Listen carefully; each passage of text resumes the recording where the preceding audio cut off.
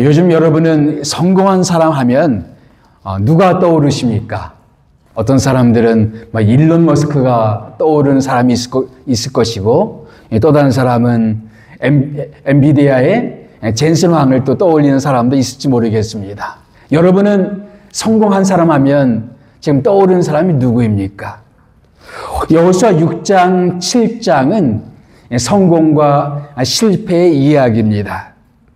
여호수아 6장 말씀은 여리고성 전투에서 이스라엘 백성들이 성공한 전투였습니다. 그리고 7장은 아이성 전투였어요. 오늘 본문에 보면 아이가 나오는데 이 아이는 어린아이를 가리키는 아이가 아니라 성 이름입니다. 그러니까 아이성 전투에서 이스라엘 백성들은 패배를 했습니다. 성공과 실패가 6장, 7장에 나오고 있죠.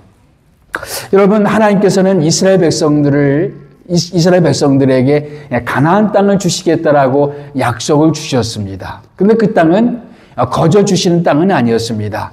이스라엘 백성들이 애굽에서 종살이 했을 때 그들을 출애굽시켜서 그들을 가나안 땅에 인도하신 후에 그냥 주시는 것이 아니라 어떻게 주셨습니까? 전투를 통해서, 싸움을 통해서 그 땅을 얻게 하셨습니다. 그래서 전투가 있었어요.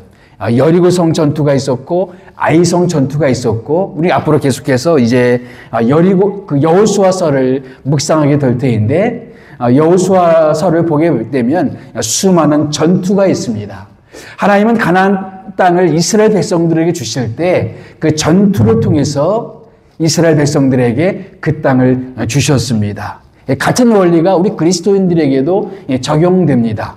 성경 말씀을 보게 되면 하나님이 우리에게 약속하신 많은 약속들이 있습니다. 보배 같은 수많은 좋은 약속들이 우리에게 주어져 있습니다. 두려워하지 말라, 놀라지 말라 하면서 우리에게 주시는 좋은 약속들이 있어요. 근데 여러분, 우리가 기억해야 될 것은 그 약속들은 거저 우리에게 주어지는 것이 아니라는 것입니다. 때로는 믿음을 통해서, 때로는 우리의 기도를 통해서 우리에게 주시는 것입니다. 여러분, 구약성경 에스겔서를 보게 되면 비슷한 말씀이 하나 있습니다. 그 당시에 이스라엘 백성들은 바벨론의 포로로 잡혀가 있었고, 그리고 에스겔은 포로 민중의 한 사람이었습니다. 그럼 어느 날 하나님께서 에스겔에게 이스라엘 백성들이 회복될 것을, 그리고 이스라엘 땅으로 돌아가게 될 것을 약속해 주셨습니다. 지금은 포로가 되어서 이방 땅에 있는데 이스라엘 백성들은 이제 고국 땅에 돌아가서 잃어버린 땅을 다시 되찾을 것이다 약속해 주셨어요. 그런데 에스겔서 36장을 보면 이런 말씀이 있습니다. 그래도 너희가 내게 구하여야 할지니라. 그 땅에 대한 회복을 약속해 주셨지만 뭐 하라고요? 그래도 너희는 내게 구하여야 할지니라. 이렇듯이 하나님의 많은 약속들은 거저 주어지는 것이 아니라 때로는 우리가 믿음으로 주님 앞에 나아감으로, 때로는 기도를 통해서, 때로는 우리가 인내함으로 우리에게 주어지는 것입니다. 하나님이 가나안 땅을 이스라엘 백성들에게 약속해 주셨습니다. 근데 그 땅은 거저 주는 것이 아니라 전투를 통해서 이스라엘 백성들에게 주셨습니다. 그런데 여호수아 6장에서는 전투에서 승리했어요. 그리고 7장의 아이성은 여리고성보다 아주 작은 성이었음에도 불구하고 거기서 패배했습니다. 실패를 했어요. 그래서 오늘 말씀은 이 여리고성과 아이성 전투를 통해서 우리 인생의 성공과 실패에 대한 몇 가지 교훈을 배우고자 합니다. 어떤 교훈을 배울 수 있을까요? 첫째, 자만은 실패를 가져온다라는 그런 교훈입니다. 따라해 봅시다. 자만은 실패를 가져온다. 실패를 가져온다.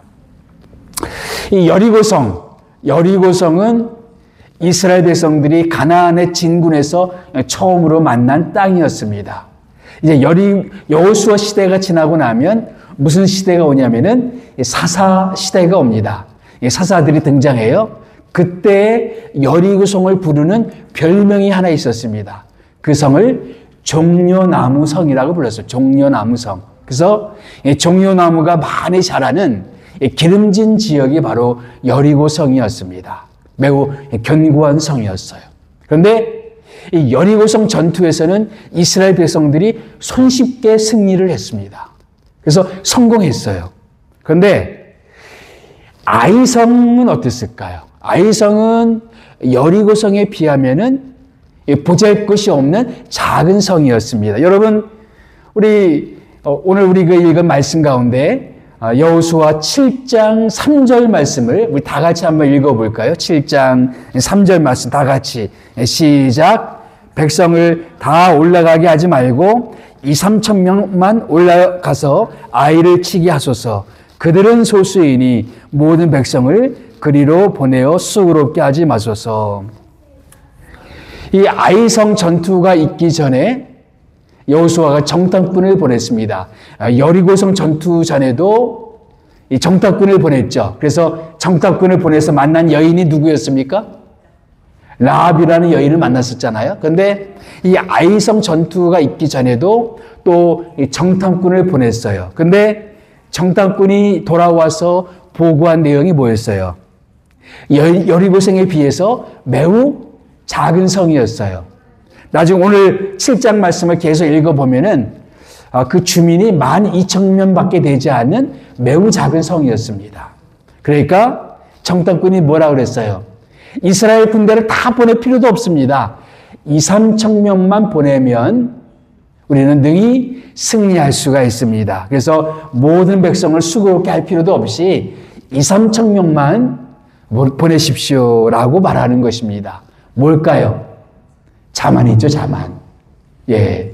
여리고성은 철저하게 하나님을 신뢰하고 의지함으로 싸워서 승리했던 성이 바로 여리고성 전투였어요. 그런데 여리고성에 비하면은 아이성은 너무나 작은 성이다 보니까 이들이 자만했습니다. 굳이 하나님께 기도할 필요도 없이 소수 인원만 가도 충분히 이길 수 있는 성입니다. 다 보낼 필요도 없습니다. 그러니까 한 2-3천 명만 보내십시오. 그래서 실제로 2-3천 명만 보냅니다. 그리고 대패합니다. 아주 큰 패배를 경험하게 돼요. 자만했던 것이죠. 충분히 우리의 힘으로 이길 수 있는 성입니다. 라는 그런 자만심이 아이성 전투에서 패배하게 만들었던 것입니다. 이것은 백성들뿐만 아니라 이 백성들의 지도자가 되었던 여호수아를 보아도 알 수가 있습니다. 여러분이 여호수아서를 나중에 한번 천천히 읽어보시면 자주 등장하는 문구가 하나 있습니다. 그게 뭐냐면은 여호수아가 아침에 일찍이 일어나라는 표현입니다.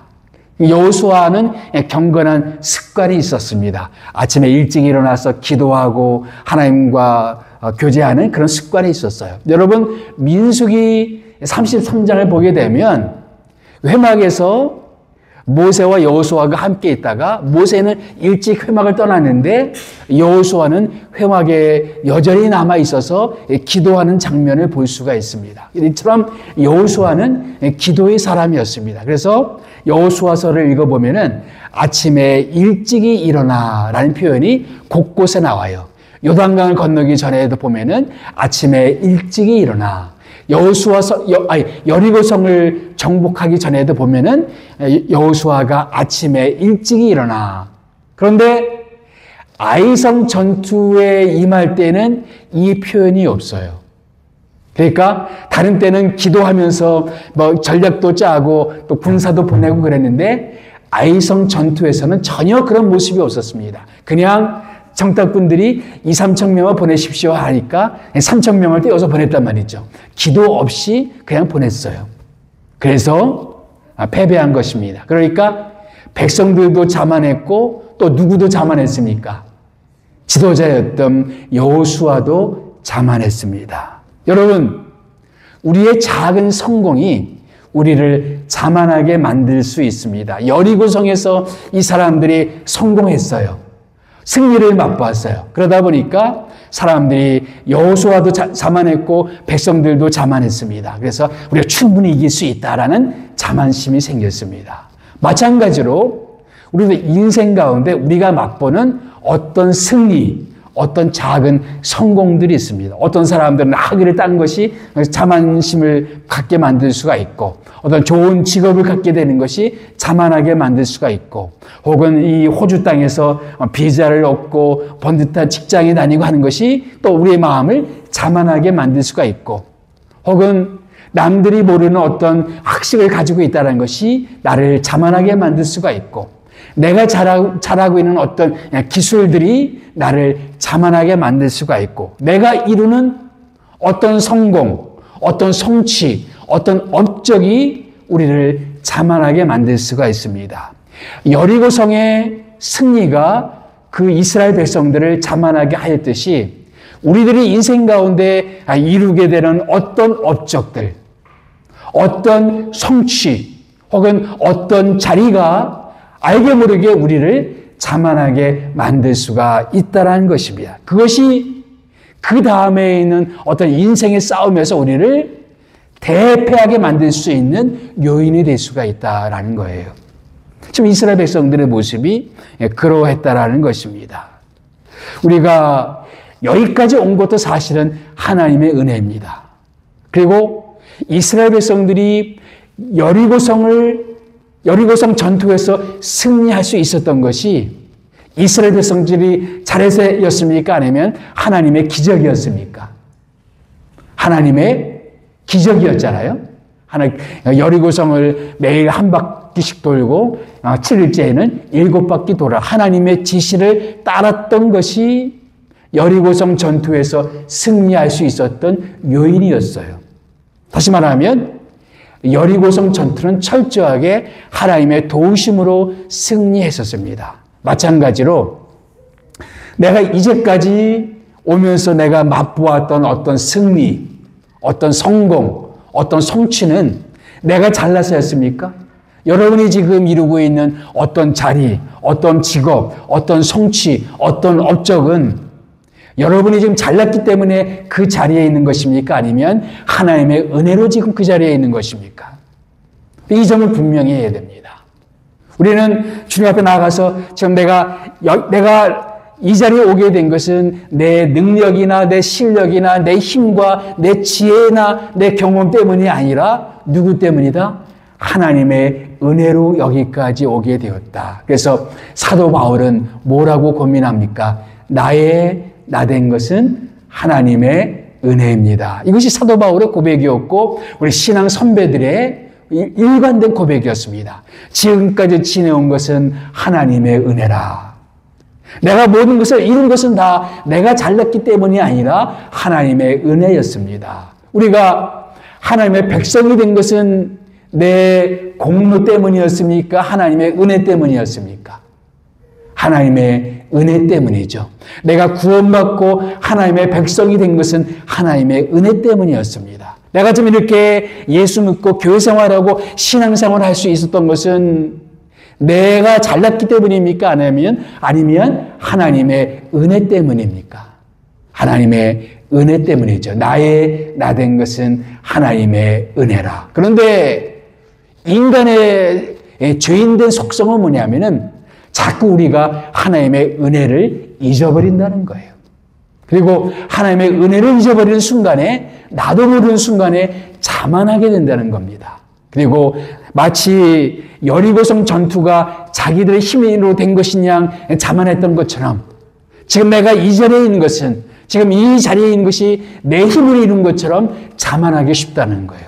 그것이 우리가 그 다음에 있는 인생의 진로에서 우리가 패배하게 만들고 실패하게 만드는 요인이 될 수가 있다. 잠언서에 유명한 말씀 하나가 있죠. 교만은 뭐예요? 패망의 앞잡이라.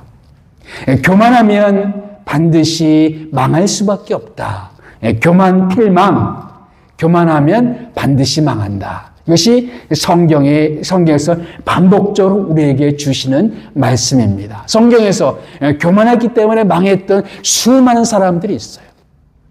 이스라엘 백성들도 그 큰 성 여리고성에서는 성공했지만 이 작은 성 아이같이 작은 성에서 실패했던 이유는 뭐였어요? 그들의 자만 때문이었습니다. 오늘 이 시간 우리가 하나님 앞에 예배를 드리면서 우리 자신을 돌아볼 필요가 있어요. 혹시 나는 요즘에 하나님 앞에서 자만하고 있는 부분은 없는가? 하나님의 은혜 때문에 여기까지 온 것인데 그것을 잊어버리고 마치 내 힘으로 여기까지 온 것처럼 그렇게 교만했던 부분은 없는지 돌아볼 필요가 있다라는 것입니다. 이것이 바로 여리고성과 아이성을 통해서 배우는 한 가지 레슨입니다. 두 번째 레슨이 있다면 탐심을 주의하라. 여러분, 아이성 전투에서 이스라엘 백성들이 패배했던 가장 중요한 요인 중에 또 한 가지 요인이 있다면 그 여리고성 전투에서 아간이라는 한 사람이 욕심을 부렸어요. 왜냐하면은 여리고성 전투에서 하나님이 한 가지 금하신 것이 있습니다. 뭐를 금하셨냐면은 너희가 여리고성에서 그 땅을 정복하면 여리고성에 있는 모든 전리품은 너희가 취하지 말고 다 하나님께 바치라라는 특별한 명령이었습니다. 이것은 성경에 나오는 첫 열매 사상입니다. 앞으로 이스라엘 백성들이 가나안 땅에 진군해서 많은 싸움을 하게 될 터인데 이 여리고성은 첫 번째 전투였어요. 그래서 첫 열매를 하나님께 바치라는 뜻으로 이 여리고성에서 취한 것들은 너희가 갖지 말고 다 하나님께 바치라. 여러분, 구약의 레위기 말씀이나 민수기 말씀이나 신명기 말씀 보게 되면 그런 말씀이 있죠. 농사를 지으면 첫 열매는 어떻게 해라? 그것은 하나님께 바치라. 또 양이나 소나 보면 첫 새끼는 어떻게 하라? 하나님께 바치라. 이것은 너희들 것이 아니라 누구 거다? 하나님의 것이다. 오늘 아침 PT 말씀을 보게 되면 여전히 아이성 전투에 대한 말씀인데 아이성 전투에서는 이런 말씀을 주십니다. 너희가 그 땅을 정복하고 그 땅에 있는 것들은 다 너희가 가지라라고 명령하십니다. 그러니까 아이성에서는 그 전리품을 누가 가져요?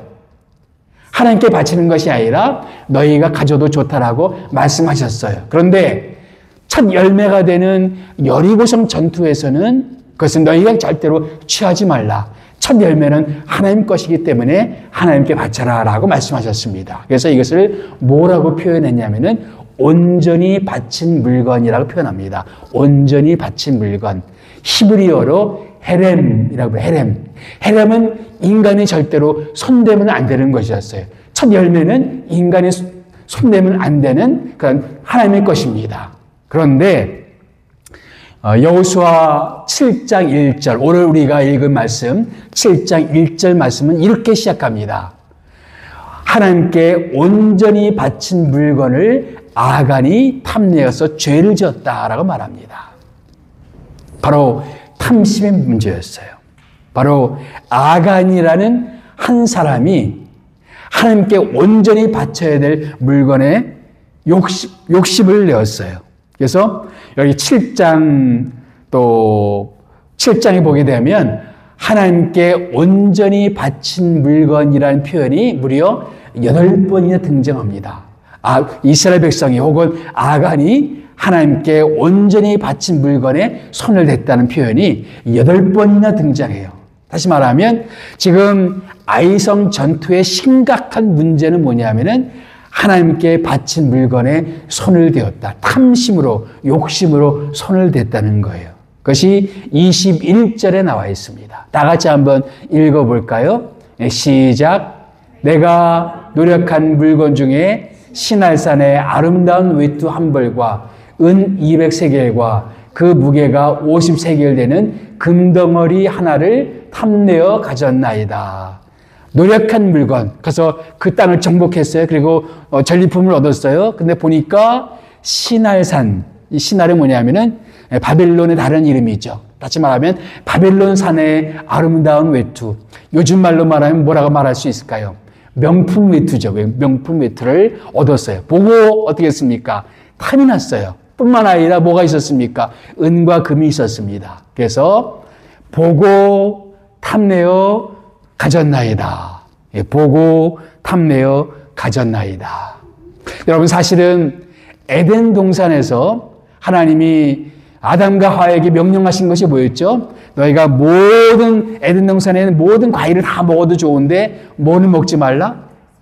중앙에 있는 선악을 알게 하는 나무의 과실은 먹지 말라. 그런데 거기 자세히 보시게 되면 그 하와가 보고 탐내어 먹었다라는 표현이 나옵니다. 보고 탐내어 먹었다. 예. 그리고 다윗이 범죄했을 때 자기의 아내가 아닌 자기 신하의 아내를 보고 탐내어 그를 취하게 됩니다. 거기서 보면은 보고 탐내어 취했다라고 되어 있습니다. 여러분, 우리 보는 것이 우리에게 시험이 될 수가 있습니다. 요즘 시대는 비디오 시대가 아닙니까? 우리에게 보여지는 것이 우리를 유혹할 수가 있습니다. 우리 찬송 가운데 그런 어린이 찬양 가운데 그런 찬양이 있습니다. 내 눈이 보는 것을 조심해. 내 눈이 보는 것을 조심해.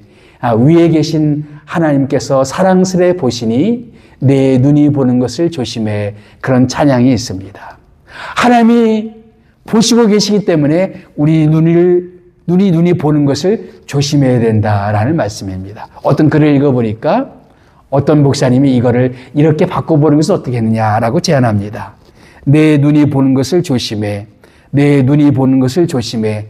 내가 보는 그것이 너를 다스릴 것이니 내 눈이 보는 것을 조심해. 맞는 말이죠.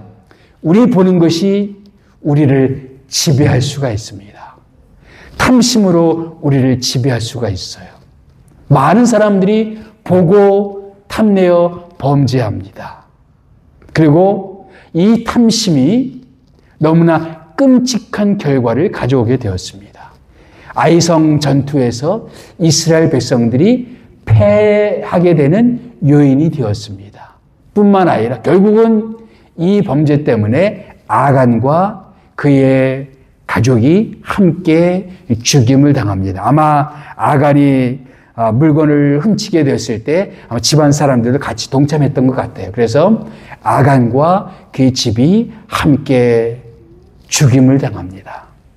아간의 탐심은 가족을 망하게 했고 그리고 나라를 망하게 했습니다. 여호수아서를 자세히 읽어보시면 여호수아서 전체를 몇 달라고 나눠볼 수가 있어요. 근데 1장부터 7장까지를 한 단락으로 볼 수가 있습니다. 한 단위로 볼 수가 있는데 1장부터 7장에 등장하는 가장 대표적인 두 인물이 있다면 라합과 아간입니다. 라합과 아간. 근데 여러 가지 면에서 라합과 아간은 비교가 돼요. 라합은 이방인이었고 그리고 신분이 창녀였습니다. 그런데 여러분 아간을 묘사하는 장면을 보게 되면 아간은 유다 출신의 유다 가문의 명문 출신의 그런 사람이었습니다. 한 사람은 이방 출신의 창녀였고 한 사람은 명문 가문의 출신이었습니다. 두 사람이 똑같이 한 것이 뭐냐면 숨겼어요. 라합은 정탐꾼들을 숨겼고 그리고 아간은 뭘 숨겼습니까? 하나님께 온전히 바쳐야 될 것을 숨겼습니다. 결국은 라합의 믿음 때문에 라합의 가족은 라합과 함께 목숨을 구했고 아간의 경우에는 아간의 탐심 때문에 아간과 더불어 그의 집안 사람들도 함께 죽임을 당했습니다. 뿐만 아니라 라합의 도움으로 이스라엘 백성들이 여리고성 전투에 승리를 하게 되었고 반면에 아간의 범죄 때문에 이스라엘 백성들은 아이성 전투에서 크게 패할 수밖에 없었습니다. 그런 의미에서 지금 여호수아서를 쓰고 있는 기자는 라합과 아간을 비교하고 있는 것입니다. 한 사람은 이방 출신이고 한 사람은 유대 정통 가문 출신인데 한 사람은 믿음으로 주님 앞에 나아갔고 한 사람은 탐심을 가졌어요. 그것 때문에 믿음을 가지고 나간 사람은 자신도 살고 가족도 살리고 나라도 살렸어요. 그런데 탐심을 가진 사람은 자신도 죽고 또 가정도 망하게 하고 그리고 나라도 패하게 만들었습니다.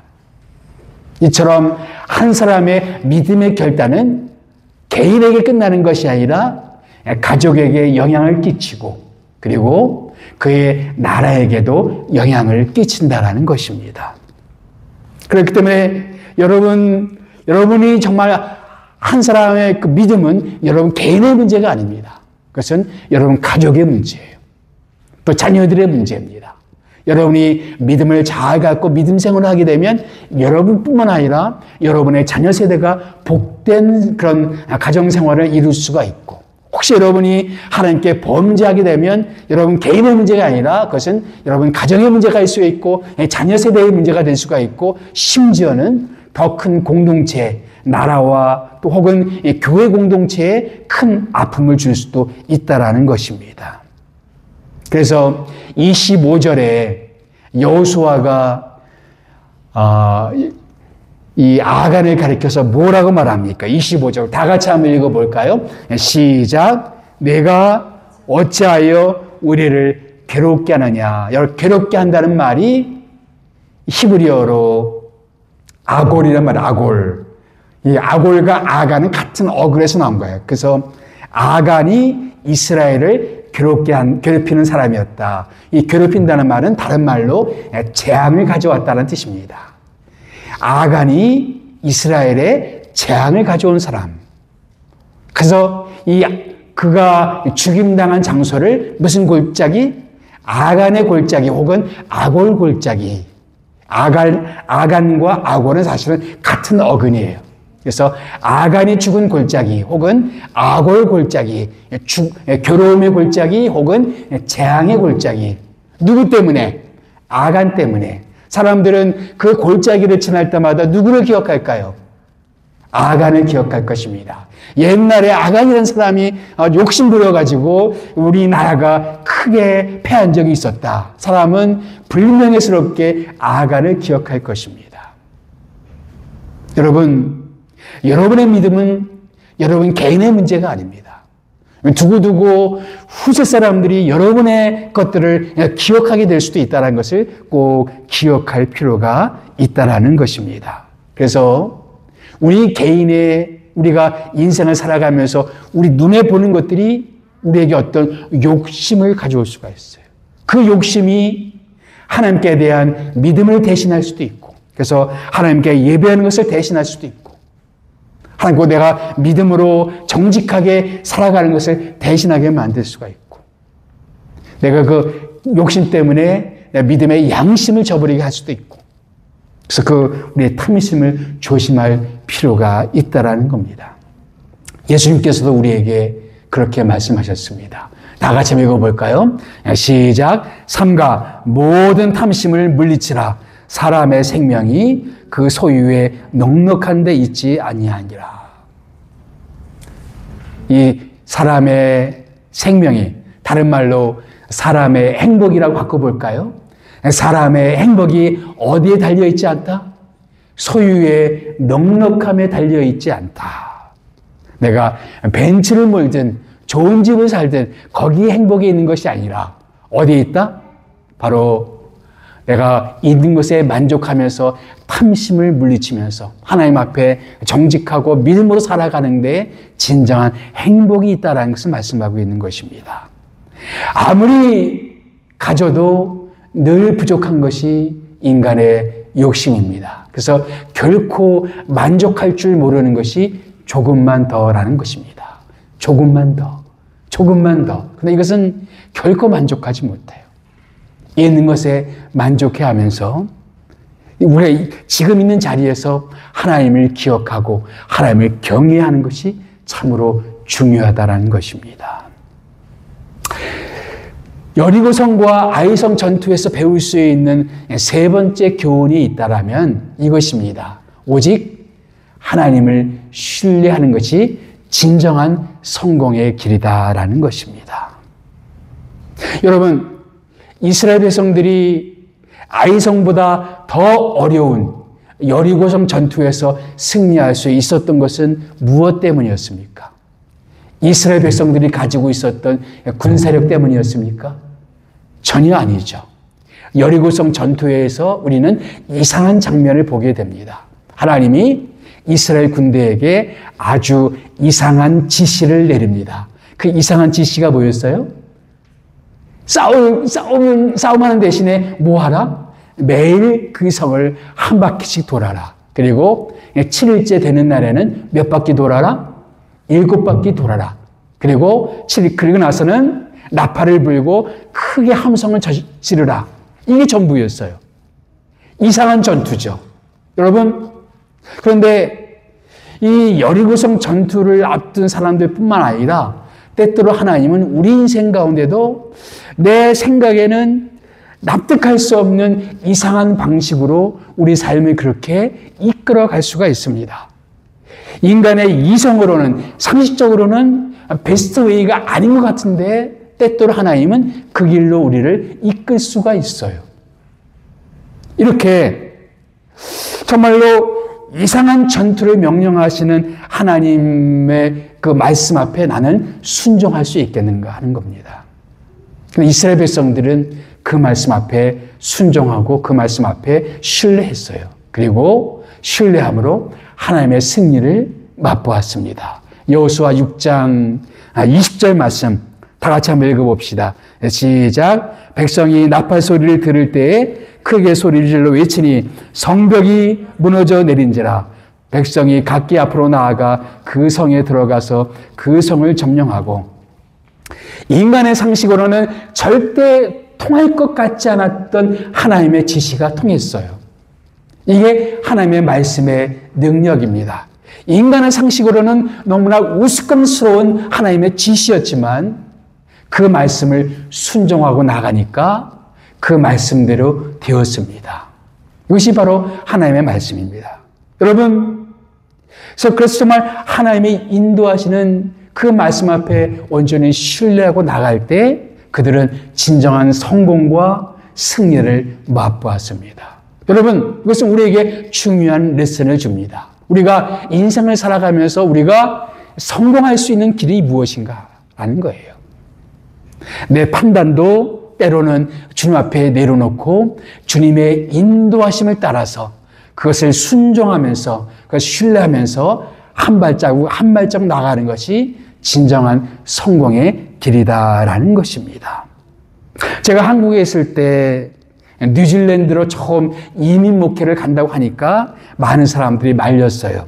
더군다나 뉴질랜드에서 제일 큰 그런 도시로 가는 것이 아니라 한인 인구가 1000명 남짓한 작은 소도시 해밀턴이라는 곳에 간다니까 저희 담임 목사님도 말렸어요. 아니, 하필이면 다른 것까지는 좋은데 하필이면 그렇게 적은 인원이 있는 그런 소도시로 가서 목회를 하려고 하느냐. 웬만하면 한인들이 많은 곳에 가서 목회해야 되는 것이 맞지 않느냐라고 말씀하셨어요. 근데 하나님이 어느 날 제가 큐티를 하는데 사도행전 8장에서 빌립 지사에게 주시는 어떤 말씀을 제게 주셨어요. 사마리아 성이 빌립이라는 한 사람 때문에 큰 영적인 부흥이 일어나고 있었어요. 그런데 갑자기 하나님께서는 빌립을 불러다가 광야로 나가라. 사람이 없는 광야로 빌립을 보냅니다. 아마 빌립은 이렇게 항변했을지 몰라요. 지금 저의 사역을 통해서 지금 많은 사람들이 예수를 믿고 이 사마리아 성에서 큰 영적인 부흥이 일어나고 있는데 무슨 말씀입니까? 왜 갑자기 사람이 없는 광야로 가야 됩니까? 라고 따질 수 있었는데 바로 빌립은 광야로 가서 사람이 없는 그 광야로 나갑니다. 근데 거기서 이디오피아 내시 한 사람 만나서 그를 전도하고 그에게 침례를 줘요. 그 후의 일은 잘 모르지만 지금 이디오피아는 또 기독교 국가로서 하여튼 기독교 믿는 그런 그 모슬렘 그 지역 안에서도 기독교 인구가 가장 많은 그런 지역 가운데 한 지역입니다.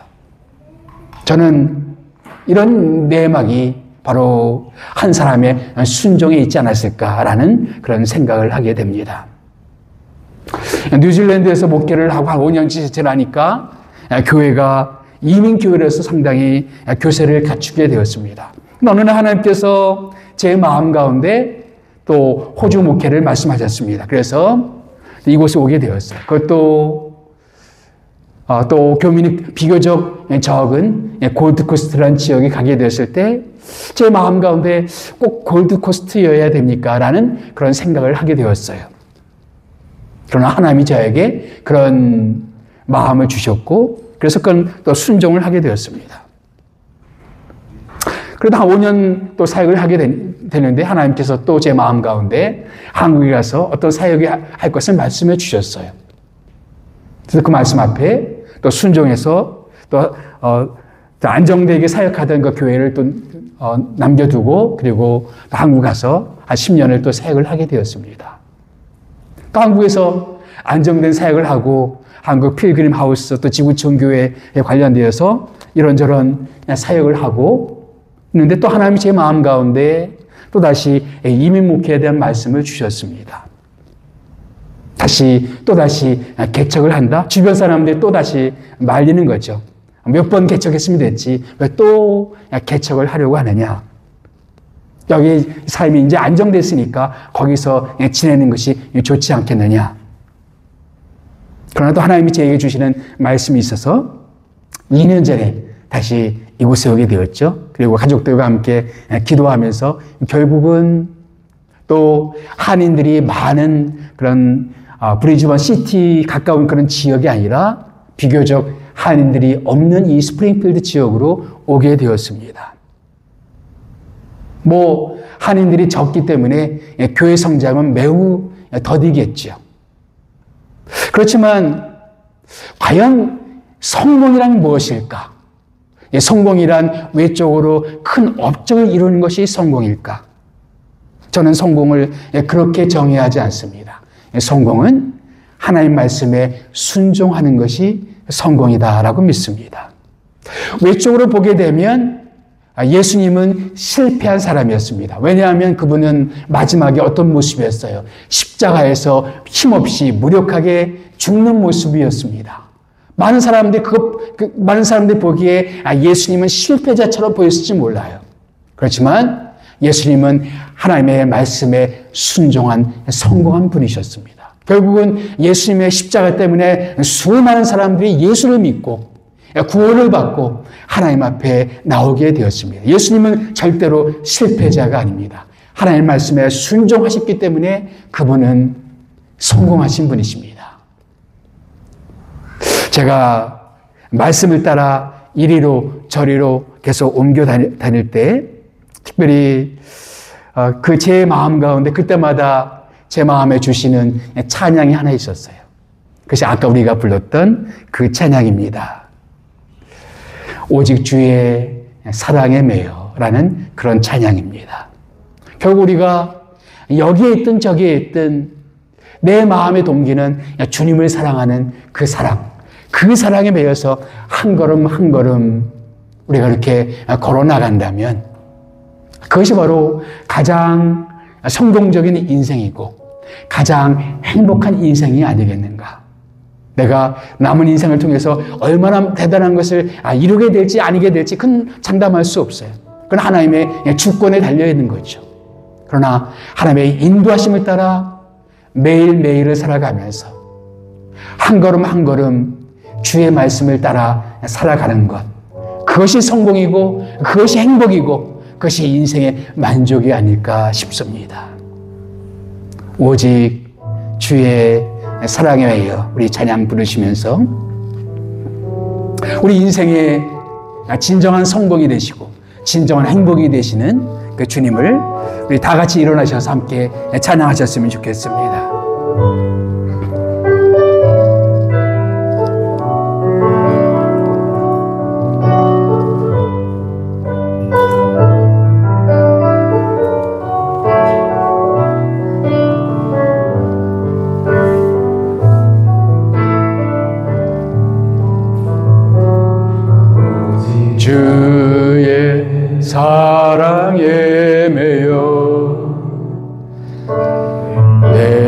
기뻐 노래합니다. 이 소망의 언덕 기쁨의 땅에서 주께 사랑드립니다. 오직 주의 임재 안에 갇혀 대영 기뻐 찬송합니다. 이 소명의 언덕 명의 언덕 거룩한 땅에서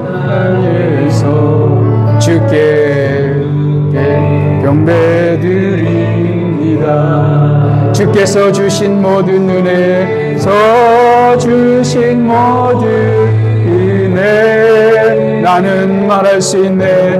늘 말할 수 있네. 내 영 즐거이 온 즐거이 주 따르렵니다. 주께 내 삶 드립니다. 오직 주의 사랑에 내 영 기뻐 노래합니다. 기뻐 노래합니다. 이 소망의 언덕 기쁨의 땅에서 주께 사랑드립니다. 오직 주의 임재 안에 갇혀 대영 기뻐 찬양합니다. 이 소명의 언덕 거룩한 땅에서 주께 경배드립니다. 주께서 주신 모든 은혜 나를 말할 수 없네. 내 영혼 즐거이 주 따르렵니다. 주께 내 삶 드리 내 영 즐거이 주 따르렵니다. 즐거이 주 따르렵니다. 주께 내 삶 드립니다. 아멘. 이 성공은 하나님의 말씀에 순종하고 말씀에 따라 사는 것이 성공인 줄 믿습니다. 우리가 함께 통성으로 기도할 때 우리가 어떤 입장에 있든지 주의 말씀을 따라 한 걸음 한 걸음 살아가는 저희들 될 수 있게 도와주옵소서. 우리 통성으로 기도하겠습니다. 살아계신 주 하나님 아버지, 주께서 우리에게 무엇을 말씀하시든지 그 앞에 순종하는 저희들 될 수 있도록 역사해 주시기를 주님 원합니다. 아버지, 이스라엘 백성들이 자만했을 때 그들이 패했던 것처럼 하나님의 은혜로 우리에게 이루신 그 자리를 우리가 자만하지 않도록 도와주시고 승리할 수 있도록 역사해 주시기를 원합니다. 살아계신 주 하나님 아버지, 주께서 인도해 주시고 주께서 함께해 주시옵소서. 아버지 하나님, 정말 주께 진정한 승리는 더 진정한 말씀에 순종하는 것이 믿사오니 그렇게 승리하며 나갈 수 있도록 역사하여 주옵소서.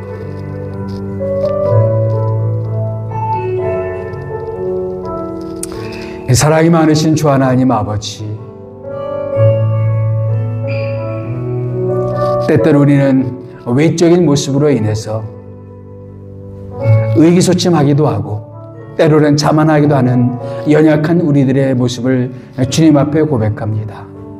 살아계신 주 하나님 아버지, 우리가 어떤 것에도 자만하지 않도록 도와주시고 모든 것이 다 하나님의 은혜인 것을 결코 잊지 않도록 도와주시고 늘 겸허한 마음으로 살아갈 수 있도록 역사하여 주옵소서. 또한 우리의 외적인 어떤 것들로 인해서 우리가 의기소침하지 않도록 우리를 도와주시고 진정한 성공과 진정한 승리는 말씀에 순종하며 말씀을 따라 한 걸음 한 걸음 걸어 나가는 것이 진정한 승리인 것을 기억하게 도와주시고, 오늘도 주의 말씀을 따라, 내일도 주의 말씀을 따라 살아가는 저희들 되게 인도하여 주옵소서. 여기 주 앞에 나와 기도하는 모든 심령들 가운데 그런 주의 놀라운 축복이 함께할 수 있도록 도와주시옵소서. 이제는 우리 주 예수 그리스도의 은혜와 아버지 하나님의 놀라우신 사랑하심과 성령의 교통하심이 주의 말씀을 따라 한 걸음 한 걸음 나가며 주님을 신뢰하며 살아가기 원하는 여기 모여있는 주의 모든 백성들에게, 그들의 가정과 그들의 삶의 터전 위에 지금부터 영원까지 함께 하옵시기를 간절히 축복하옵나이다. 아멘.